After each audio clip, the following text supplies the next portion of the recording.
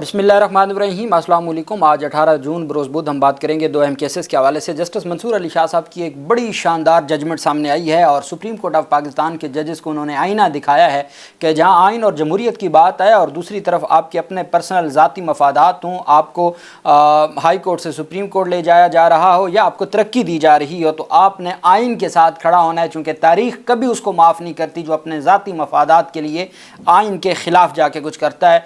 इतनी शानदार जजमेंट है जिसके बारे में मैं समझता हूँ कि हालिया जितना भी वक्त गुजरा है पाकिस्तान तहरीक इंसाफ के मामलात जो चलते आए, फिर आइन के साथ जो कुछ किया गया, फिर 26वीं तरमीम है, फिर जजेस का नंबर ऑफ़ जजेस ऑफ सुप्रीम कोर्ट बढ़ा दिए गए, वो तमाम की तमाम चीज़ों को जानने के लिए इतनी अहम जजमेंट है मंसूर अली शाह साहब की, जिसमें उन्होंने जजेस का कंडक्ट, जजेस की ज़िम्मेदारियाँ, जजेस का आइनी अख्तियार और ज़िम्मेदारियाँ, उसके ऊपर बात की है। खूबसूरत जजमेंट है जो मैं आपके साथ शेयर करने जा रहा हूं। उससे पहले मैं आपको बताना चाहूँगा कि सुप्रीम कोर्ट ऑफ पाकिस्तान में आज जो जजेस ट्रांसफ़र केस है वो आज फाइनल मरहले में पहुंच गया है। आज एडवोकेट जनरल पंजाब अमजद परवेज़ साहब ने अपने दलाइल दिए। अमजद परवेज़ साहब से जस्टिस नईम अख्तर अफ़गान ने बड़ी अहम सवाल जवाब किए। उन्होंने कहा, आगे चल के मैं उसकी तफसील भी बताता हूँ, उन्होंने कहा जी कि सरफराज डोगर साहब 15वें नंबर पे तशरीफ़ लाए, उनको 15वें नंबर से लेके आए इस्लामाबाद हाई कोर्ट। तो मुझे बताएं कि कोई रीज़न भी लिखी गई है कि पहले 14 को छोड़ के 15वें को क्यों, कि क्या पहले जो 14 थे वो इतने काबिल नहीं थे, या उनके बारे में कोई रीज़न लिखी गई है कि क्यों 15वें नंबर वाले को क्यों लेके आया गया है, 14 नंबर जो पहले थे उनको क्यों नहीं लाया गया? कोई ऐसी बात लिखी है? उस पर खामोशी है। एडवोकेट जनरल पंजाब ने कहा नहीं जी, ऐसा कुछ नहीं लिखा गया, ऐसा कुछ नहीं लिखा गया। रजामंदी थी लेकिन लिखा नहीं गया कि वो 14 में से, उन 14 में से क्यों नहीं लाया गया। 5 रुकनी बेंच में समाअत हुई। अदालत ने रिमार्क दिया कि एडवोकेट जनरल के दलाइल पर शायद जवाब देना पड़े, इसलिए इमरान खान के वकील एडवोकेट जनरल के बाद दलाइल दें। पहले एडवोकेट जनरल पंजाब अमजद परवेज़ साहब अपने दलाइल दें। उन्होंने दलाइल देते हुए कहा कि 1955 में पाकिस्तान के गवर्नर जनरल के ऑर्डर से मगरबी पाकिस्तान को 1 यूनिट बनाया गया। उस वक्त तमाम हाई कोर्ट्स के सतह की अदालतों को यकजा करके एक अदालत बनाया गया, ताहम जजेस की साबका सर्विस को बरकरार रखा गया। उन्होंने कहा कि जजेस की तकर्री की तारीख की बुनियाद पर एक सीनियरिटी लिस्ट मुरतब की गई। 1970 में 1 यूनिट के खात्मे पर जजेस को मुख्तलिफ हाई कोर्ट्स में मुंतकिल किया गया और उनकी साबका सर्विस को तस्लीम किया गया। दलाल देते हुए अमजद परवेज़ ने कहा कि 1976 में सिंध और बलूचिस्तान के हाई कोर्ट्स को अलहदा किया गया और इस मौका पर भी जजेस को ट्रांसफ़र करते हुए उनकी सीनियरिटी को बरकरार रखा गया। जस्टिस नईम अख्तर अफ़गान ने रिमार्क दिया कि इस केस में सूरत हाल मुख्तलिफ है, क्योंकि 1 यूनिट पर नई अदालती तश्कील हुई थी और उसकी तहलील पर भी नई हाई कोर्ट्स वजूद में आई थी, जबकि इस्लामाबाद हाई कोर्ट में जजेस के तबादले पर ना कोई नई तश्कील हुई है ना कोई तहलील हुई है। अमजद परवेज़ ने कहा उनका मौक़िफ़ सिर्फ इतना है कि माजी में हमेशा जजेस की साबका सर्विस को तस्लीम किया गया।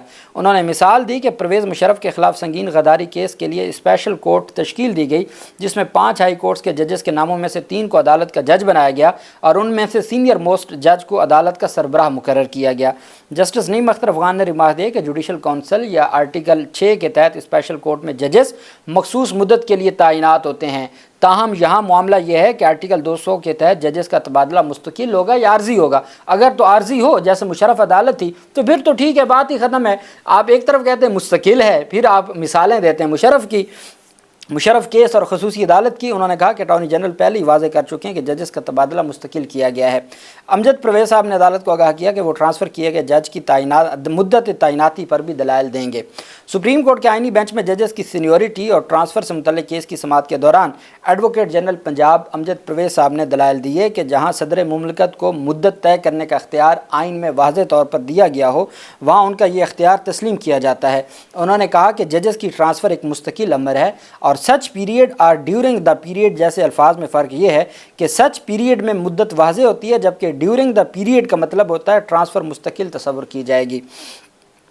जस्टिस नईम अख्तर अफ़गान ने रिमार्क दिया कि शुक्र है आपने ये नहीं कह दिया कि ड्यूरिंग द पीरियड का मतलब ये है कि ट्रांसफ़र इंतकाल तक के लिए होगी जब तक ये डेथ नहीं हो जाती तब तक ये ट्रांसफ़र बरकरार रहेगा। जस्टिस शकील अहमद ने भी सवाल उठाया कि ट्रांसफ़र के अमल में समरी में कहीं भी पब्लिक इंटरेस्ट का जिक्र नहीं किया गया। उस पर अमजद परवेज़ साहब ने कहा कि आइन का आर्टिकल 200 में पब्लिक इंटरेस्ट का कोई जिक्र नहीं है।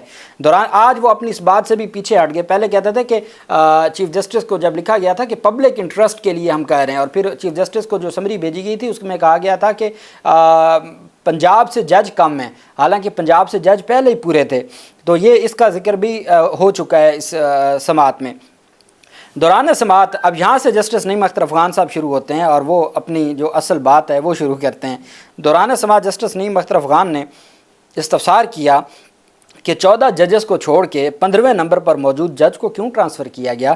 اس پر ایڈوکیٹ جنرل نے کہا کہ سمری پر کسی عام آدمی نے نہیں بلکہ ججز نے رائے دی اور ججز آئین اور قانون سے بخوبی واقف ہوتے ہیں۔ انہوں نے مزید کہا کہ جہاں ہائی کورٹ کے چیف جسٹس کو اضافی جج کی ضرورت ہو وہاں مدت کا ذکر کیا جاتا ہے۔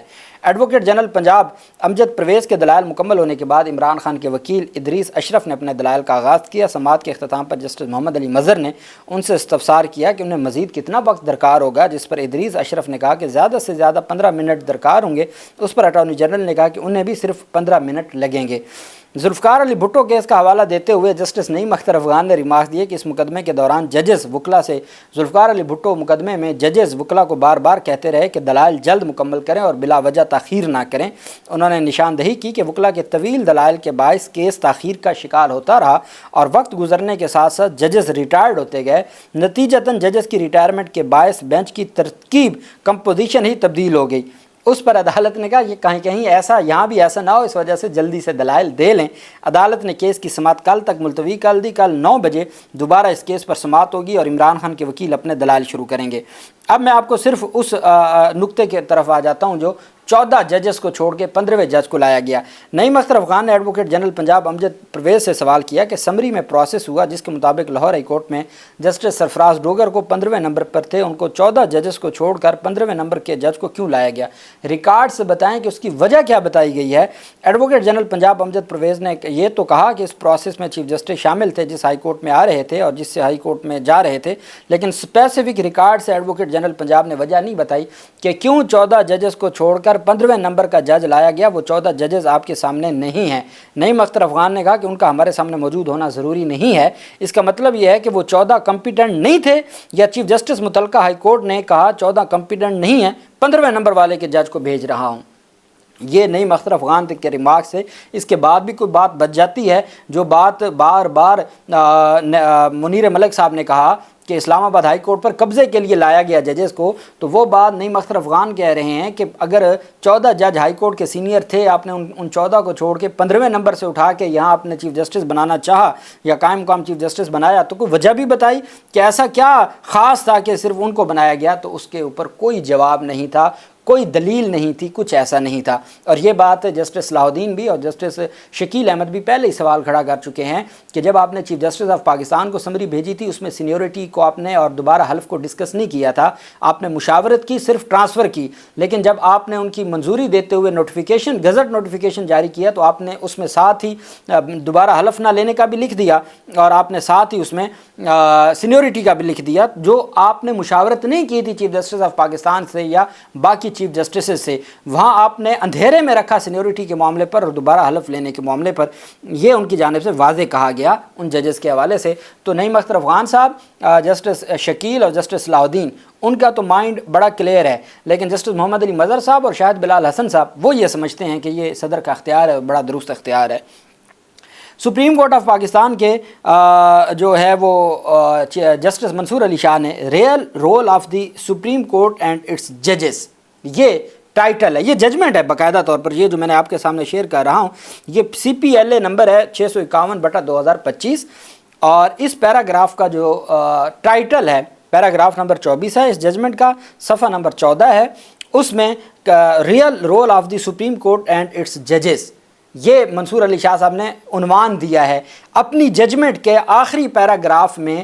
سپریم کورٹ کا اور ججز کا رول کیا ہونا چاہیے وہ انہوں نے لکھا ہے۔ اب آگے وہ شروع ہوتے ہیں۔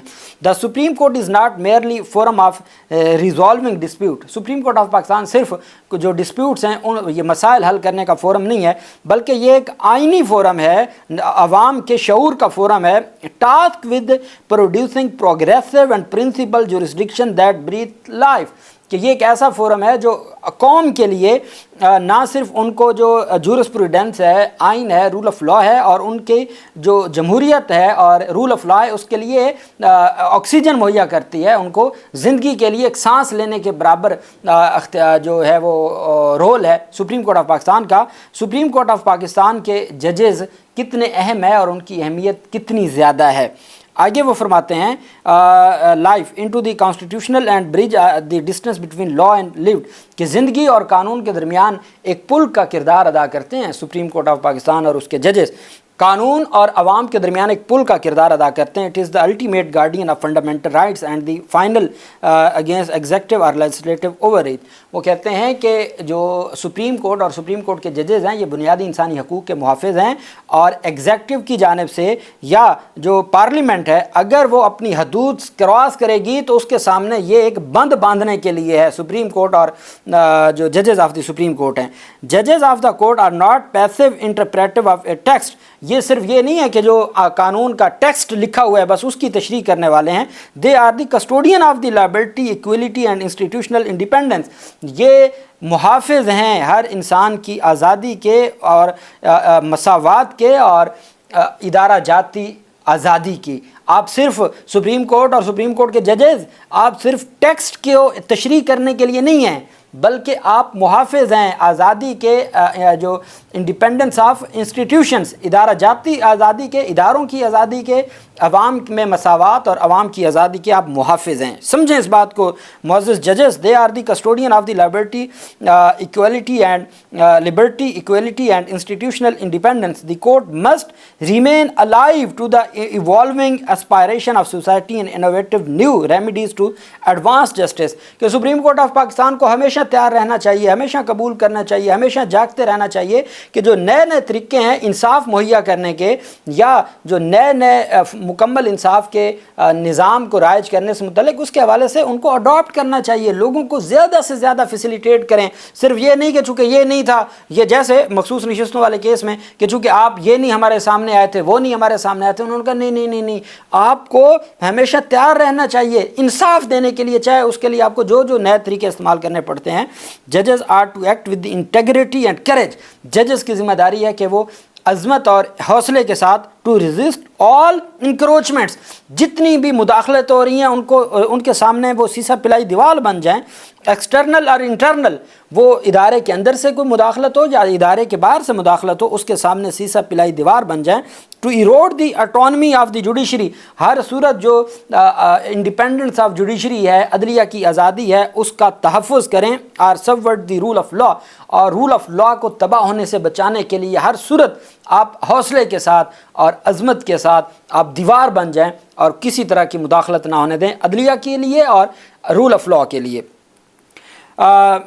ججز must not fall prey the law of small short term benefits. صرف ججز اپنے چھوٹے چھوٹے جو مفادات ہیں ان کے لیے نہ سوچیں. ویدر آف ایلیویشن، کہ جی ایک جج کی ہائی کورٹ سے سپریم کورٹ ایلیویشن ہونی ہے تو آپ اپنے چھوٹے چھوٹے مفادات کے لیے نہ چیزوں کو دیکھیے گا، بلکہ پاور اور پرسنل کمفرٹ، اپنی طاقت حاصل کرنے کے لیے یا ذاتی فوائد یا سہولتوں کے لیے کبھی نہ کمپرومائز کیجیے گا. پرسن دیٹ میں occur if they speak the language of authority, کہ یہ ساری چیزیں آپ کو تب ملیں گی جب آپ طاقتور کی زبان استعمال کریں گے تو آپ کو کمفرٹ بھی ملے گا، آپ کو سہولتیں بھی ملیں گی، آپ کو ایلیویشن بھی ہوگی، آپ کو پاور بھی ملے گی. نہ ایسا نہ کرنا.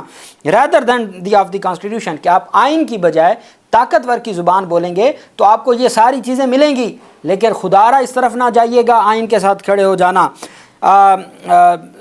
سچ بینیفٹس آر ایلوجری اینڈ، اور یہ جو بینیفٹس، یہ مفادات ہیں، یہ بڑے عارضی ہیں، یہ کچھ وقت کے لیے ہیں، یہ بینیفٹ ختم ہو جائیں گے. The true reward of a جج lies in preserving the dignity of the institution. اصل جج کی جو اس کی وہ جو حاصل کرتا ہے وہ عدلیہ کی آزادی ہے اور عوام کا اعتماد ہے. ٹرسٹ آف دی پیپل، اصل جو چیز ہے نا مستقل دائمی جج کے لیے وہ عوام کا اعتماد حاصل کرنا ہے. ان چھوٹے چھوٹے عارضی مفادات کے پیچھے نہ جائیے گا، عوام کے اعتماد کی طرف جائیے گا. یہ انہوں نے اپنی ججمنٹ میں لکھا. It is also the duty of ججز of the court to call out with moral clarity and institutional courage those among their ranks who surrender.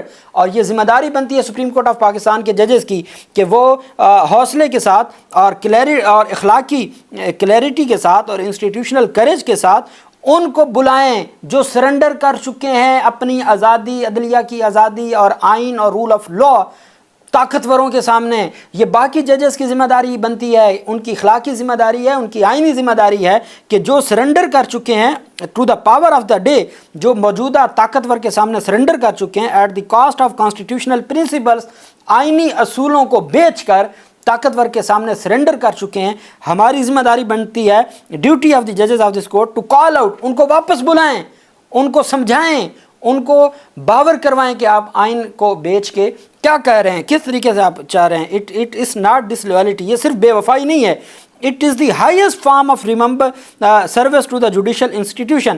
یہ صرف یہ نہیں ہے کہ آپ اگر یہ آپ ڈیوٹی سر انجام نہیں دیں گے، وہ ججز جو سرنڈر کر چکے ہیں ان کو واپس بلانے کی اور ان کو سمجھانے کی یا ان کو باور کروانے کی، اگر یہ آپ نہیں کریں گے تو یہ صرف آپ اپنے ادارے کے ساتھ ڈس لویلٹی نہیں ہے، یہ صرف آپ کے اپنے ادارے کے ساتھ ڈس لویلٹی نہیں ہے، it is the highest forum of service of the judicial institution. یہ آپ اپنے ادارے کے لیے بہت بڑی خدمت سر انجام دیں گے اگر آپ ان لوگوں کو سمجھائیں گے، بلائیں گے واپس جو سرنڈر کر چکے ہیں۔ History is a vigilant witness, بڑی ظالم گواہ ہے، تاریخ بڑی ظالم چیز ہے، وہ نہیں معاف کرتی۔ It does not remember those who accommodate power, یہ ان لوگوں کو یاد نہیں کرتی جو طاقتوروں کو اکاموڈیٹ کرتے ہیں، but those who stood resolute in defence of the principle, جو ہمیشہ اصولوں کے دفاع میں کھڑے ہو جاتے ہیں، تاریخ صرف انہی کو یاد کرتی ہے۔ یہ منصور علی شاہ لکھ رہے ہیں، دا جورسپروڈینشل لیگیسی آف اے جج is not build on appeasement but on principle defence with the soul of justice, courts must never become tools of expediency, آپ کو طاقتور کا آلہ نہیں بننا ہوگا عدالتوں کو، بلکہ rather they must be of constitutional morality and guardians of democratic integrity, بلکہ عدالتوں کو بنیادی انسانی حقوق کا تحفظ اور عدلیہ کی آزادی اور عظمت کے لیے کھڑا ہونا ہوگا اور اس کی حفاظت کرنی ہوگی۔ ہسٹری ول ناٹ absolve ججز who abandon their constitutional duty، تاریخ ان لوگوں کو کبھی معاف نہیں کرتی جو اپنی آئینی ذمہ داریوں سے بری و ذمہ ہو جاتے ہیں اور اپنی آئینی ذمہ داریاں نہیں نبھاتے۔ It will remember them not as a dispense of justice but as collaborators in injustice، بلکہ وہ ان کو نا انصافی کا معاون سمجھتی ہے، وہ ان کو انصاف والا جج نہیں بلکہ نا انصافی کا سہولت کار سمجھتی ہے۔ یہ تاریخ کی بات کی ہے جسٹس منصور علی شاہ نے، یہ منصور علی شاہ صاحب کی ججمنٹ ہے۔ اب مجھے بتائیں کہ اس ججمنٹ کے بعد کچھ بچ جاتا ہے؟ پورا یہ اب ریسنٹ فریش ججمنٹ میں نے آپ کے سامنے رکھی ہے، وہ بتا رہے ہیں کہ کس طریقے سے آئین اور قانون کے مطابق چیزوں کو آگے بڑھنا چاہیے۔ اللہ پاک پاکستان کا حامی و ناصر ہو۔ بہت شکریہ، اللہ حافظ، پاکستان زندہ باد۔